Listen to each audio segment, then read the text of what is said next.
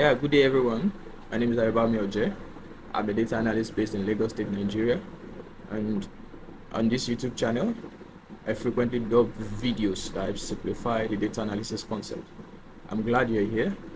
And I would appreciate if you can subscribe to this channel and to click on the notification bell so you can get updated whenever I drop new videos that help to break down the data analysis concept. Thank you. So today before us we have the measures of spread. In the last video, I treated the measures of central tendencies.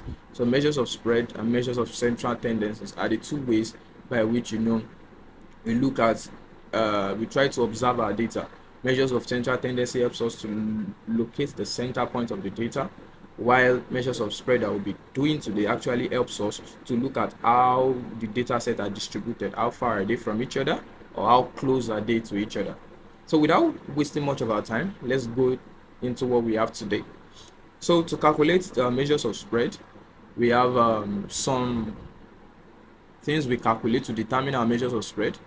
We have our range, we have minimum, we have first quartile, we have second quartile, we have third quartile, we have our maximum, and we have our interquartile range. All this we'll look at one after the other, right? So before we start calculating these variables, what we need to do is, firstly, I can see here that from my data, I have a column representing household ID, that is a unique identifier that represents each household in these cities we'll be examining. As you can see, these cities are cities in Kenya, Mombasa, Nairobi, and others like that. So we have another column which shows the number of occupants that live in each of these houses. So as you can see here that we have one, it shows that only one occupant lives in this house number 33, which is in the city of Mombasa. And yes, they have access to running water. In this case, it is Nairobi. Two people live in the house, and yes, no, sorry, and no, rather, they don't have access to running water. So first thing first, what we need to do first is that we need to sort this household ID column, so that our household ID can be in ascending order. Yeah, let's try to do that. So let's sort that. We come to the data pane, then we say sort. How do we want to sort? We want to sort from A to Z, that is in ascending mode, from the lowest to the highest, from A to Z, so from 1 to wherever. So let's sort. When we click on this, it will ask if we want to expand the selection. Yes, we should expand the selection. If not, only this column will be sorted in ascending order. These ones will remain there. We don't want that. We want each line to move together. So you say expand the selection. Yes, now we've done that, and we can see everything is sorted from 1 to wherever the data gets to. So first thing we need to calculate is our range. Range is a beautiful concept.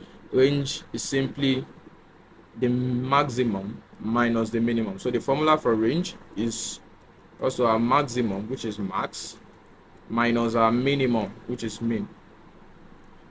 Since we haven't gotten our max and min yet, that means we have to get our minimum and maximum before we can come calculate range. So we'll move on to our minimum. To calculate our minimum, there's a function for that in Excel called min. So we simply call that on our data set to find the minimum number of occupants living in a household in Kenya.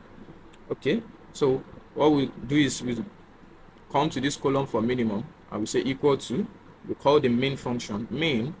Once we call the main function, we select the column. So once we select the column this way, we can click on enter, and we expect that our minimum will be gotten for this data set. As you can see, our minimum is 1. So the least we have living in a house in these cities is 1 person. And that makes sense. At least there should be a person living in a house, unless it's abandoned. Okay. Then we can go ahead to calculate our maximum so that we can have all we need to calculate our range. So let's come here to the maximum box, and we can here say equal to, let's input our max function. Once we input our max function, we can select the whole column where we have our number of occupants. And once we click on enter, we have our maximum. So the maximum people we have living in these houses is 7. There are no more than 7 people living in any of these houses. Beautiful. Now that we have a minimum and maximum, we can come slot it into this formula right here, so that we can calculate our range. We can calculate our range. So for our range, since we know that our range is maximum and minus minimum, we just say range equal to, so max, we select our max, which is our maximum, 7, minus our minimum, which is 1. And once we select both of them and click enter, we have our range, which is 6 in this case. Beautiful. Now we'll be looking to calculate our first quartile. Our first quartile. What does quartile mean? When we talk about quartile in statistics, the quartiles divide our data set into 3 equal parts. So we will be having a first part of the lower part of the quartile, then we'll be having the middle part of the quartile, and we'll be having the upper part of the quartile. So first quartile, for our first quartile, there is a built-in function to calculate this in Excel. For quartile, we have first quartile, we have second quartile, and we have third quartile. So just follow me along as I take you through how we calculate the quartiles. So since I said we have the function quartile, we'll call the function quartile and say quartile. So once I call the function quartile, I select the range of my data set.